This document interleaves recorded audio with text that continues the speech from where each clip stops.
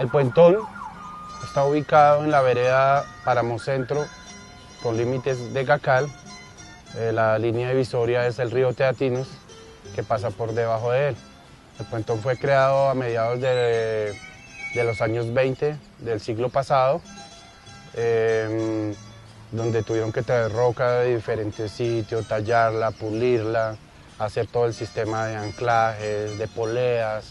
Toda esa estructura duraron varios años con habitantes locales y foráneos, mano de obra local y foránea.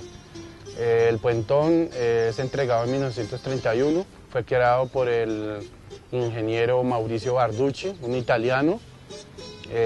Tiene 4 arcos, espectacular, tiene 35 metros de caída, un arco en la mitad muy bello.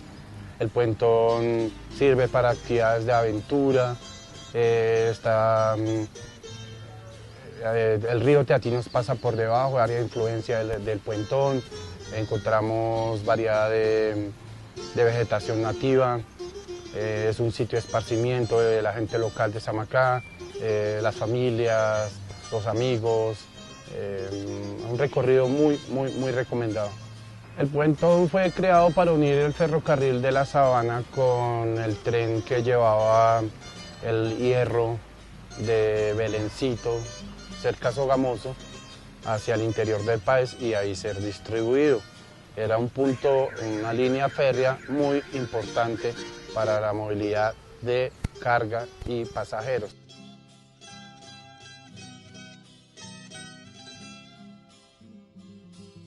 La comunidad muisca que tuvo un asentamiento indígena en ese sector, que eran los Patahuí o Patahuilles.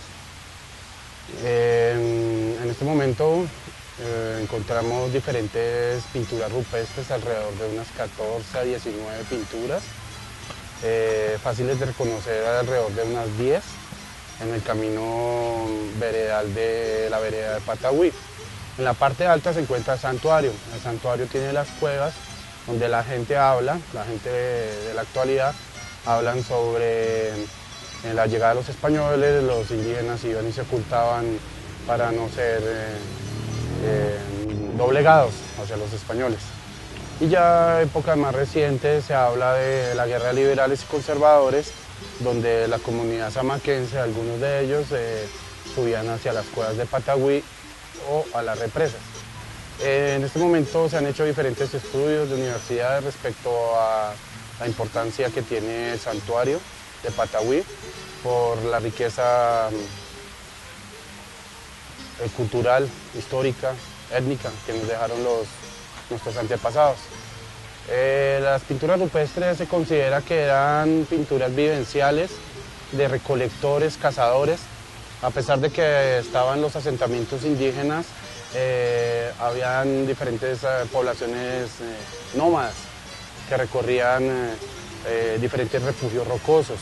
Los refugios rocosos, de acuerdo con Virgilio Becerra, historiador y estudioso del tema de las pinturas rupestres, en Samacá, en la vereda de Patahuí, él dice en el libro que tiene Refugios Rocosos, que viene desde Turmequé, Nuevo Colón, Venta Quemada, Puente Boyacá, Samacá, Ráquira.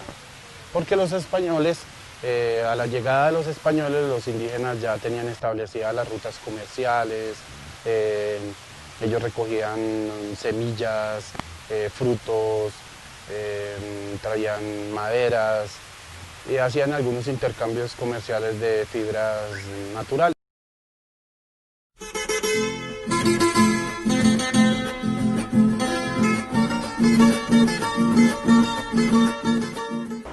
Mi nombre es Edwin Gaby Galindo Ojeda, concejal del municipio de Samacá y habitante de la vereda de Salamanca, sector La Fábrica. Precisamente me permito compartirles parte de la historia de este sector que se denominó La Fábrica por una revolución industrial que se presentó en Colombia, en este querido municipio de Samacá, Boyacá. Hacia finales del siglo XIX llegan empresarios de Alemania e Inglaterra a Samacá, atraídos por el tema de la minería del hierro, y montan una ferrería en la parte media de la vereda de Chorrera. en esta y en límites de la vereda de Salamanca. Ellos hacen unas grandes inversiones, incluso importan material para la construcción de sus instalaciones. Ya hacia finales, como digo, de este siglo XIX, cambia la figura de ferrería y la demanda mundial exigía hilados, tejidos, entonces ellos aprovechan esas instalaciones de la ferrería para montar la fábrica de hilados. La empresa se llamó Compañía Samacá. Comienza el siglo XX, pues tiene un auge enorme. Los paños que empiezan a fabricar en esta fábrica Compañía Samacá, al punto que se convirtió el utilizar ropa con esta clase de tejidos en un sinónimo de estatus en el departamento de Boyacá y en el país. La gente decía que una persona estaba muy bien económicamente porque utilizaba pantalones Samacá. Entonces, además le da un nuevo impulso a Compañía Samacá. Llega después de la Primera Guerra Mundial, 1914, la Gran Depresión de 1929, los países europeos estaban en una desaceleración económica enorme y el municipio de Samacá, a través de Compañía Samacá, se convierte en un proveedor importante de textiles para la ropa, porque en estos países europeos que estuvieron vinculados al conflicto de la Primera Guerra Mundial, pues no se estaba produciendo nada en sus fábricas, por los bombardeos habían sido destruidas y estaban en un proceso de reconstrucción. Esto le dio un gran impulso a Compañía Samacá. Desafortunadamente, algo que desaceleró esta gran industria de Compañía Samacá, que, hago un paréntesis ahí, trajo un desarrollo enorme, hablando en lo económico, en lo social, en lo industrial. No hablemos solamente de Samacá y del departamento, sino a Colombia, que orgullosamente una investigadora de apellido Boada, que actualmente es profesora en una universidad en Estados Unidos, le colocó el nombre de la Manchester de los Andes, porque acá en Samacá fue donde surgió la revolución industrial, con la primera fábrica en textil de Colombia y la segunda ferrería de Latinoamérica. Esta primera Intextil en Colombia nos trajo los adelantos que en el tema laboral, industrial, tecnológico, estaba disfrutando ya Inglaterra, al punto que se constituyó un sindicato de los trabajadores de la fábrica, y que hoy todavía, pues, en el sector de la fábrica tenemos este predio con esa construcción que se llama el predio del 1 de Mayo, que actualmente es propiedad de la administración municipal. Venía diciendo, ya cierro paréntesis, que desafortunadamente en 1936 se presentó un evento. Ellos construyeron unos años atrás una represa que nosotros la conocemos como Gachaneca 2, Gachaneca 2 y Gachaneca 1. Subieron el muro para el tema de, lógicamente, apagar los hornos con estas aguas, y desafortunadamente el muro no soportó la nueva cantidad de agua que estaba acumulando. Creo que era alrededor de 1 millón de metros cúbicos de agua, y pues desafortunadamente, al romperse el muro de la represa, se llevó por delante las instalaciones de la antigua ferrería y de la, en ese momento, Compañía Samacá. Actualmente quedan en pie 2 buitrones que ya han sido declarados Patrimonio Histórico y Cultural por el departamento de Boyacá, y aún se encuentran en pie, aunque los llamamos también nuestras pequeñas torres de Pisa, porque quedaron con cierto grado de inclinación. Nos sentimos muy orgullosos de nuestra historia y pues queremos no dejarla perder, porque hay muchísima infraestructura para mostrarle a Colombia y al mundo, como la administración, que queda también aquí en el sector de la fábrica, la sala cuna donde se cuidan a los hijos de los empleados de la Compañía Samacá, los apartamentos donde se quedaban algunos operarios de Compañía Samacá, incluso la casa en la que yo me he criado, fueron las casas de los ingenieros que vinieron, lógicamente, hacia mediados del siglo XX aquí a terminar de hacer los desarrollos en lo que hoy conocemos como Intextil.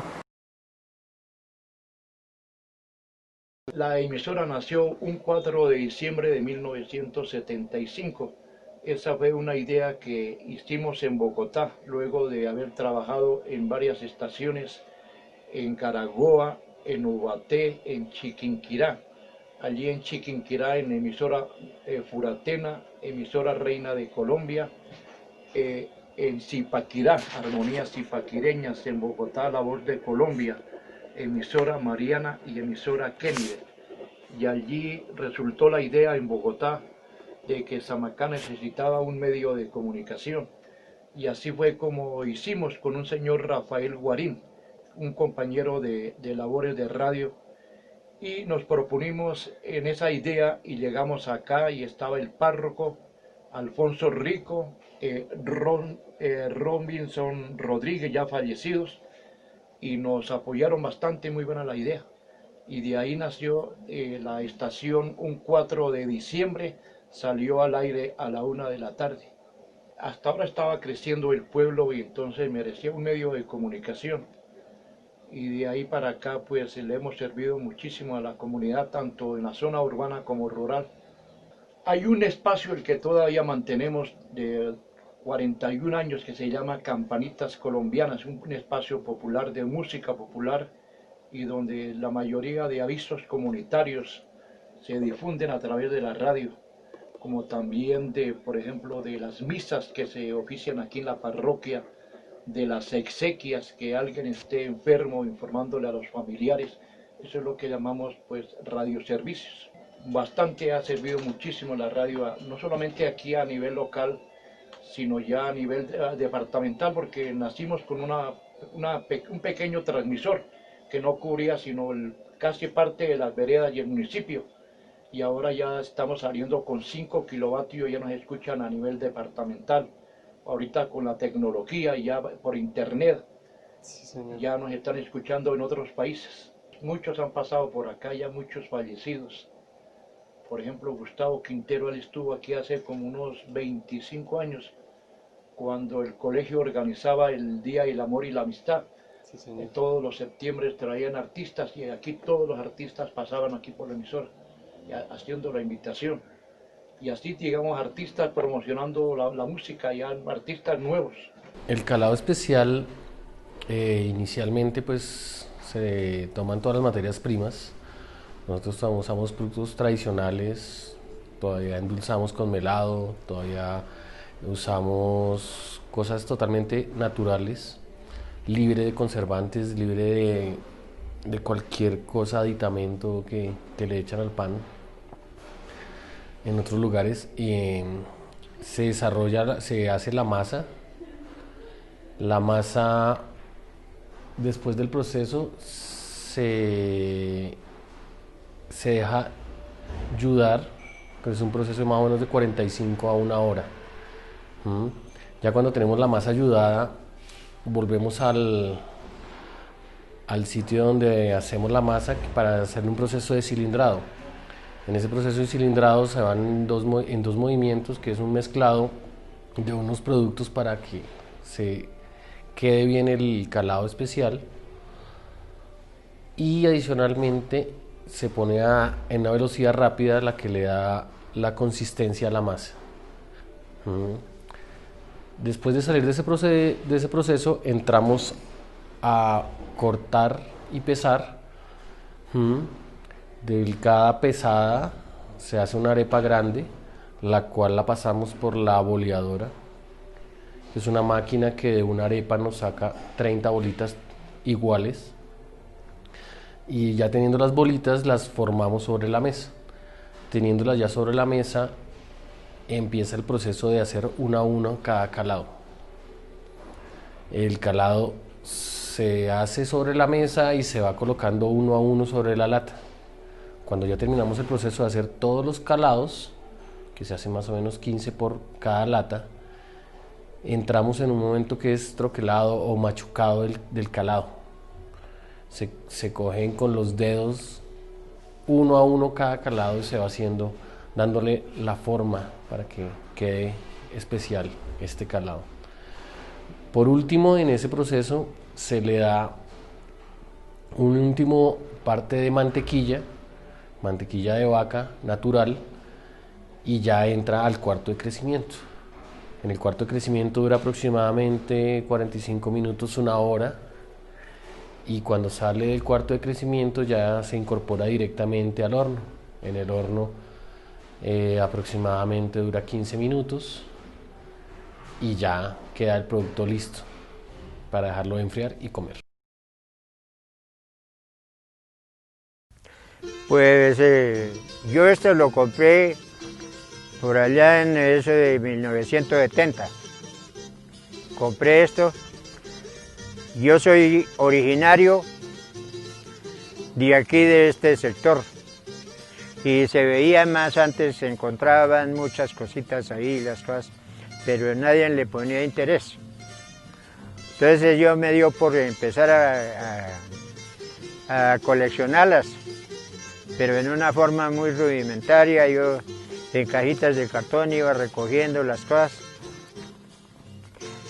hasta que por allá en el 1981 vino un arqueólogo que se llamaba Miguel Santamaría Puerto, y él quedó sorprendido con las cerámicas que vio, porque en las cerámicas vio que habían inscripciones en antiguo hebreo. Él era un padre dominico y él entendía harto sobre las antigüedades y sobre la historia de la lengua hebrea. Entonces él llevó esas piezas por allá al Medio Oriente, por allá a esos países, y investigaron y todo, y sí, eso era una realidad. Y fuera de eso también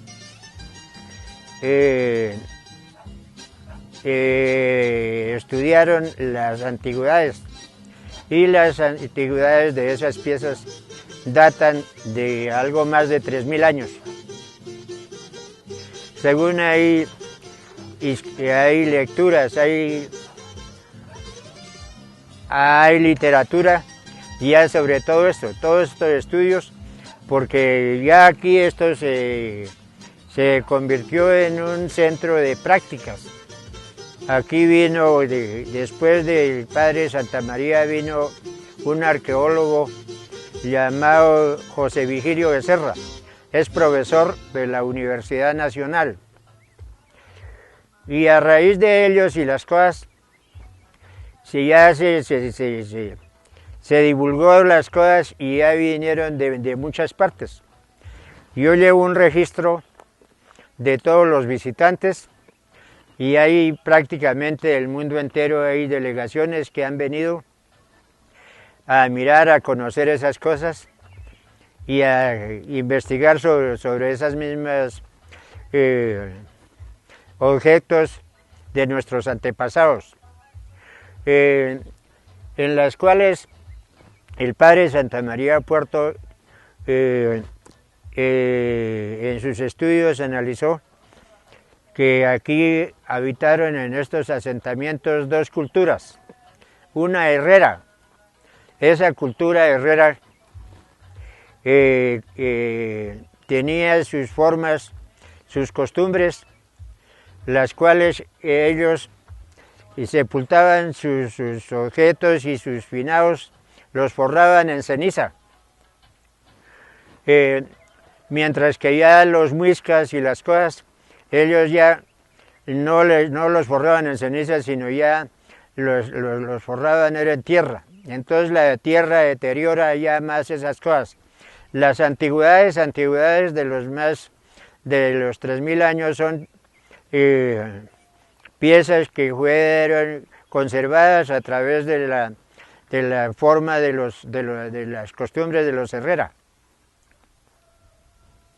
De maneras, las personas que desean conocer las costumbres y las formas de nuestros antepasados, es importante. Y inclusive que aquí vino una arqueóloga llamada Ana María Boada, y ella es profesora de algunas, inclusive es decana de algunas facultades de antropología de universidades de Estados Unidos. Y ella investigó aquí las costumbres, la forma de alimentarse, la forma de construir sus bohíos y las enfermedades que también ellos sufrieron por allá en esas épocas. Yo fui un líder comunal y esta parte por aquí no entraba nada de aparatos así, carros, ni tractores, ni nada. Entonces, como era líder comunal, hice parte para tratar de hacer carreteras para que entraran las cosas. Y bueno, yo las cosas, pero entonces yo era un funcionario del Seguro Social y me tocaba ir a trabajar. Y una tarde que me tocó ir a trabajar, llegó el tractor y en esta parte de acá de atrás, ese sí llegó y le metió el disco. Y como había muchas piezas casi superficiales, el tractor hizo un desastre terrible porque rompió muchas piezas con el disco del tractor. Se dice que es como el cráneo de una mujer, ¿sí? Y tenía, cuando ella falleció, en esas que tenía más o menos 40 años.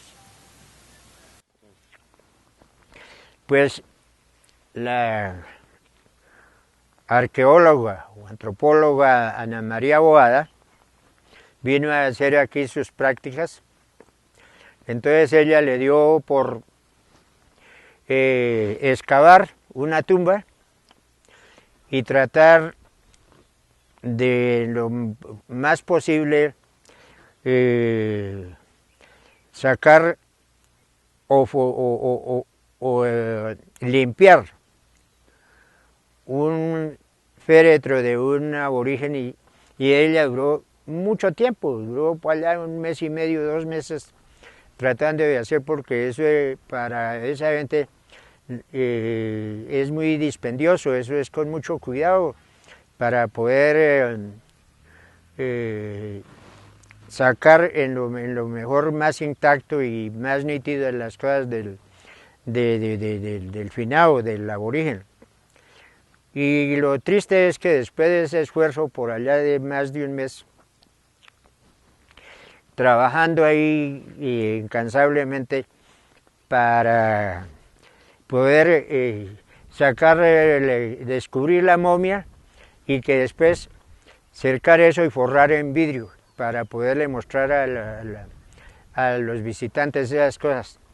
Pero estando haciendo esas cosas, ella, aquí en la casa de nosotros, ella se le ofrecía el almuerzo.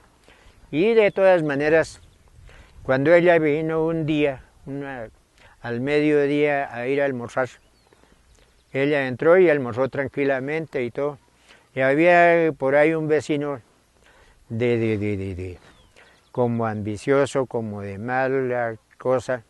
Mientras ella tuvo eso, vino con una pica y le destruyó todo y las cosas, a ver si era que ella estaba sacando algún entierro muy valioso. Lo que se decía, que las costumbres del campesino es tratar de mirar a ver qué oro, qué cosas más tenía de riquezas en eso. No, ella simplemente era descubriendo la forma de que se encontraba el finado. Entonces, para ella fue una sorpresa muy grande, muy grave, puesto que ella le dio nostalgia, le dio cosa, y ella lo lamentó, lo lloró más que si se le hubiera muerto un familiar de ella propiamente.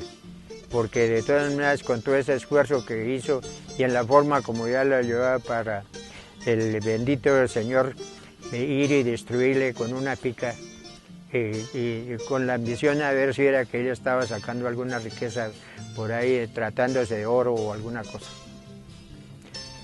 Ahí de la mayor parte del mundo han venido delegaciones a conocer y a mirar estas cosas. Entonces, qué dichosos que los amaquenses conozcamos esto, y que de todas maneras se logre hacer una asociación cívica para conservar esto, y que a través de una asociación cívica sí se puede organizar el museo.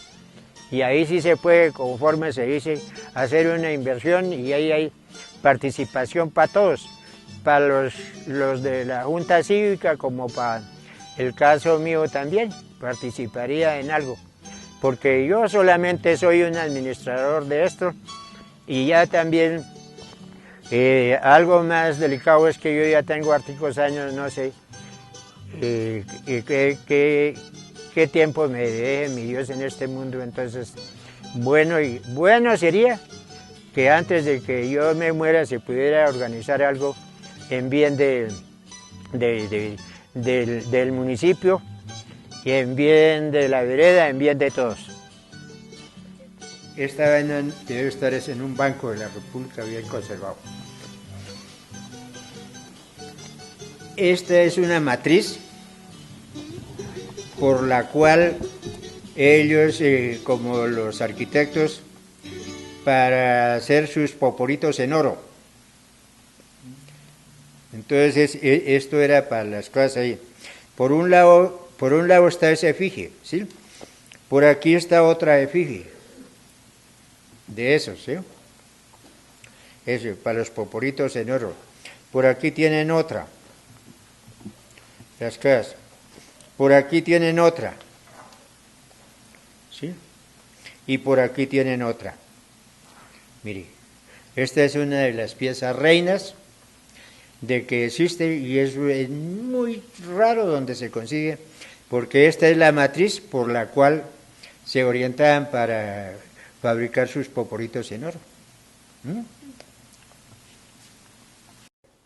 Cuando investigaron las cosas, este continente ya le tenían un nombre, ¿sí? Y ese nombre se llamaba, es decir, Tarchicha. En lengua de los aborígenes se llamaba Tarchicha el continente aquí donde estamos. Aquí en este sitio, cuando llegaron los españoles, encontraron una fauna de muchos venados, ¿sí? Y se cree que de todas maneras, por haber encontrado todo eso, este sitio le denominaron el venado, se llama el venado, aquí este sitio. Anásiles de la primera palabra, vos, eruvid, pudifatus. Eruvid, se avergonzó, se puso colorado de pudor o vergüenza. Erudeceri, alicus, cur, aliquid, in aliqui, re, sin, re, aliqui, sen, avergonzarse de alguna cosa. Ora alicus, tener vergüenza de presentarse, de ponerse delante de alguno. Loqui, tener vergüenza de hablar.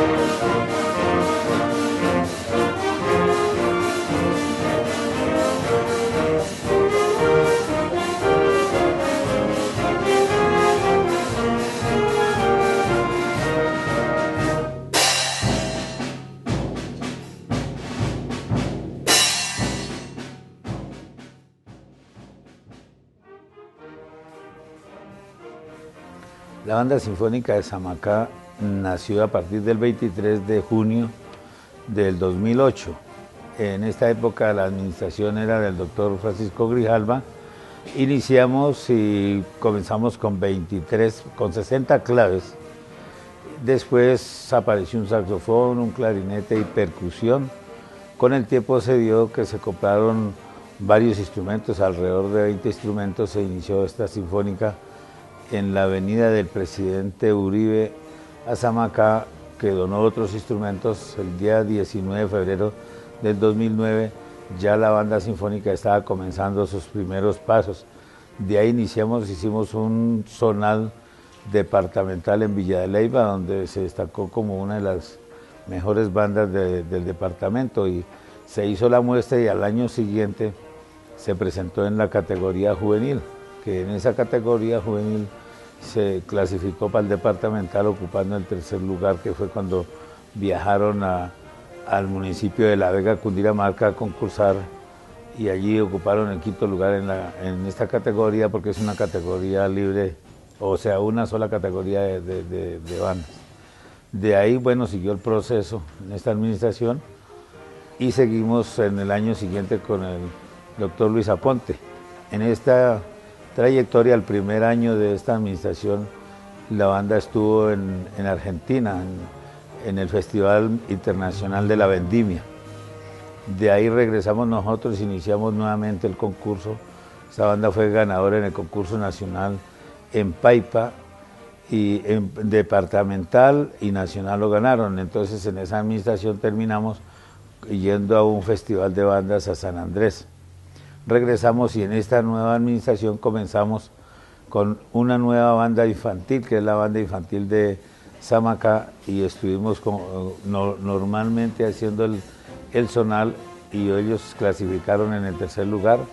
Fueron al departamental, quedaron de segundo lugar, clasificando al Nacional de Anapoima en el año pasado.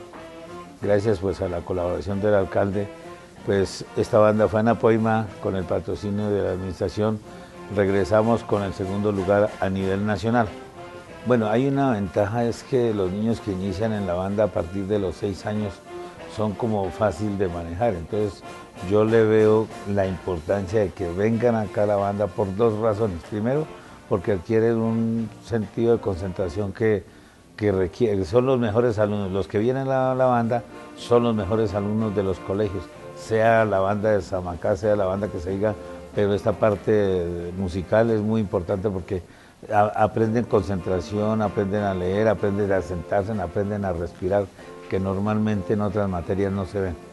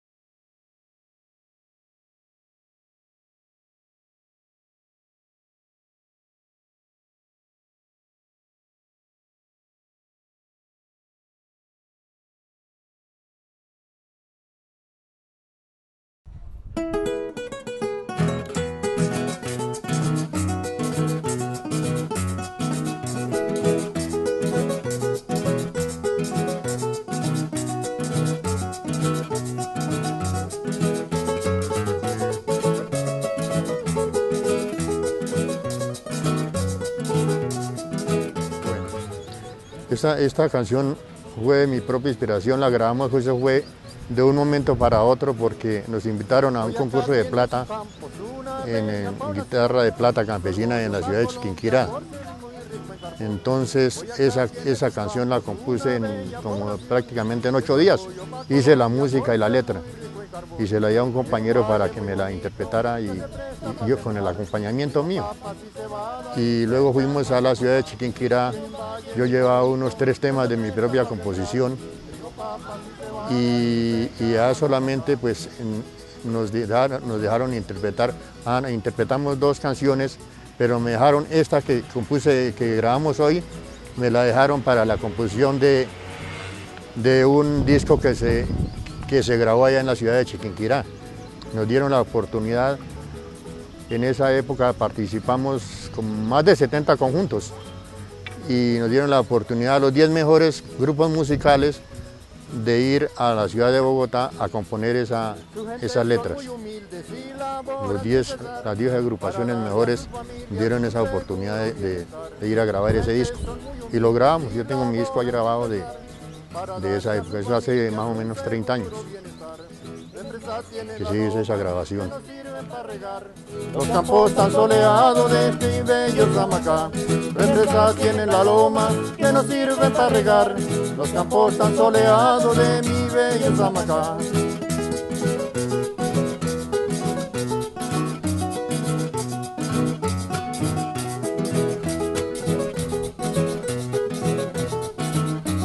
El grupo se llama Molina y sus muchachos.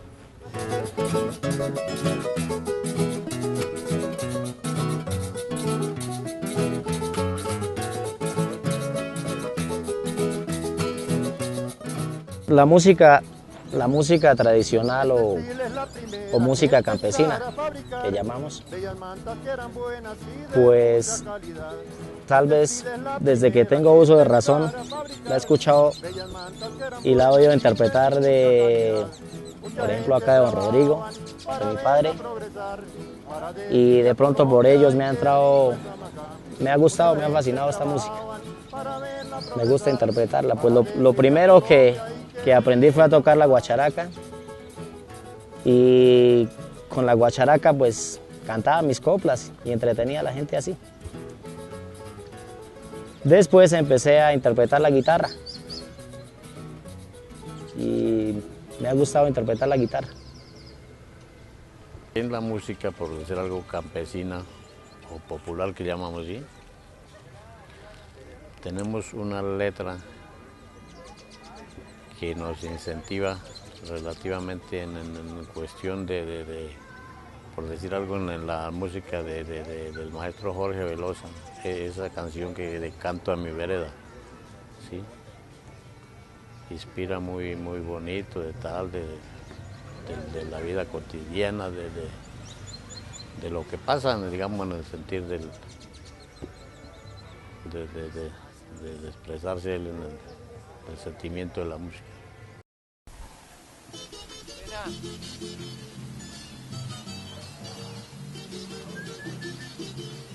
Bienvenidos, buenas tardes. ¿Ves? Isabel. Oh, digo Mauricio.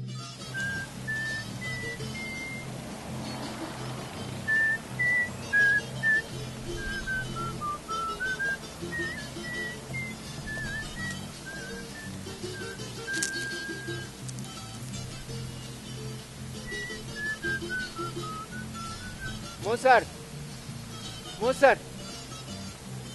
Chaquén, vamos. Mozart, vas. Chaquén, Kira, tierra. Mozart, Wolfgang Amadeus Mozart. Este Chaquén, el dios de la labranza. Como yo. Este perro se llama como Chaquén. Y este es Abejón. En esta casa siempre hubo un abejón. A los tantos años de mi infancia he ido a otras ciudades a conocer más culturas, a estudiar, a hacer más cosas, pero aquí casa de Pablito y Lolita Aponte, en la vereda de Tibaquirá, Samacá, Boyacá. He nacido y me he criado entre el maíz, entre las rubas, entre los nabos. Pura identidad ancestral. Desde las 5 de la mañana, mijo, recuérdese, mijito, a traer una jícara de agua para que su mamita nos haga el tinto. Esos eran los quehaceres. A las 6 de la mañana ya estaba yo sentado en una mata, sentado en una mata aquí atrás, aprendiéndome las tablas de multiplicar.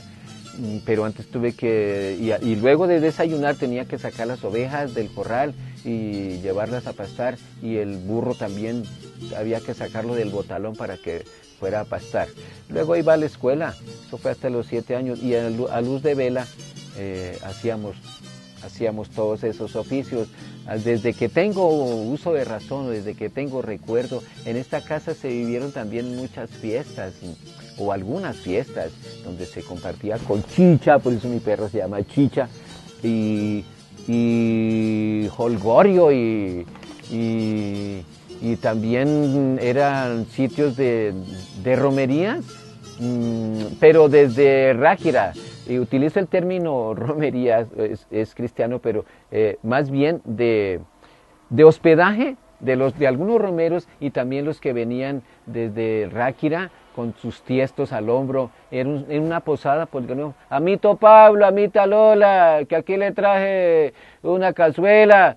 Y entonces era a cambio de la jutaba, y por la noche venían y dejaban a veces un poco de tiestos aquí en todos estos patios. Así hablaban así los de Ráquira. Entonces, amita Lola, mejorcito, nos da pues posada esta noche, hay que sea pues una máscara de mazamorra, que eso su merced no sabe atender. Y nos atendían bien con guarapo y papas saladas, y los acomodaba mi mamita en alguna de las habitaciones o en algún rincón. Por eso es importante también desde el punto de vista histórico, como diría mi amigo Camilo Sánchez, desde el punto de vista histórico, este sitio fue lugar de mucha historia. Entonces, por eso no voy a dejar caer esta casa a costa de lo que sea, y por eso es patrimonio cultural. San Isidro, labrador, quita el agua y ponga el sol. Era lo que más yo escuchaba de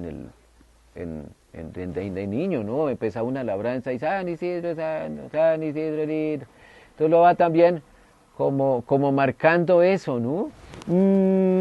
Después de mucho tiempo, y por eso fui a Suemox, Templo del Sol, a estar con culturas del maíz. Nosotros somos cultura del maíz, los muiscas, incas, mayas y aztecas somos cultura del maíz, lo que los orientales son cultura de arroz, y lo que los árabes son cultura de trigo. Suepuyaki, corazón del sol, Nencatacoa, el dios de la dicha y de la chicha y de la fiesta. Entonces, que también cultivan cubios, rubas, turmas y maíz, decía los historiadores o los cronistas de Indias, a la madre patria. Yo aprendí de la mía labranceándolos en su huerta, para que algo de ello hubiera para encima del fogón, para que bien criados creciéramos así como íbamos creciendo, graneaditos como iban llegando, como una mata de maíz, casi al año.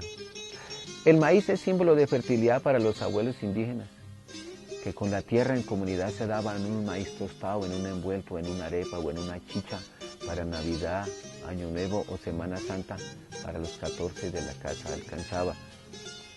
Que los hijos son una bendición de Dios, le escuché decir una vez a mi mamá, a mi tía Margarita, y con el primo Luis en el canto. Que se hizo lo que se pudo, dijo mi papá, y son 12 tomándose una chicha de maíz, mientras yo aprendía a caminar prendido y alrededor del barril. Entonces, si a mi taita, que también es en lengua, no lo hubieran cristianizado con el catecismo astete, tampoco hubiera encontrado mi nombre en el santoral del almanaque Bristol como santo de labranza español, madrileño casado con María de la Cabeza, que era italiana, sino en la mitología muisca como el dios de labranza, Chaquén y Samacá, por apropiación de mi pueblo. Baúl azul, en carro rojo nos fuimos para Bogotá con mi hermano Gregorio en el año 74 a estudiar. Y me acompañó ese baúl desde entonces y está lleno de recuerdos, entre otras pues lo de La Salle, el mosaico de La Salle y el diploma de la Universidad Nacional. ¿Ya? Unos recuerdos. Aquí también. El baúl azul como mi vereda, parece un pesebre. Un poco de nostalgia, mucha. Al momento de dejar a mis papás, siendo yo un niño, cuando pude haberles aprendido muchas cosas, a labrar la tierra, a querer el maíz, a los nabos, con lo que nos criaron, y dejar a mis 11 hermanos también. El desapego de eso fue muy fuerte. Y sobre todo el cambio de cultura, porque yo llegué de un español donde era psicorrígido y otras culturas que incluso era objeto de alguna forma de burla o algo así por el hecho de ser campesino. Joder, campesino teníais que ser, ¿eh? Si no aprendéis a pintar, a hacer algo en la vida, te devolvéis para tu tierra a sembrar papas. Entonces, por fortuna, logré estudiar en La Salle y luego en la Universidad Nacional y devolverme, pero con el conocimiento para poder cumplir un objetivo que es como impartir ese mismo conocimiento. Y alegría de volverme a destapar este baúl y a encontrar justamente esto, ¿no? Lleno de buenos recuerdos, y los malos también de pronto quedan por ahí, pero esos son recuerdos que uno no quisiera recordar.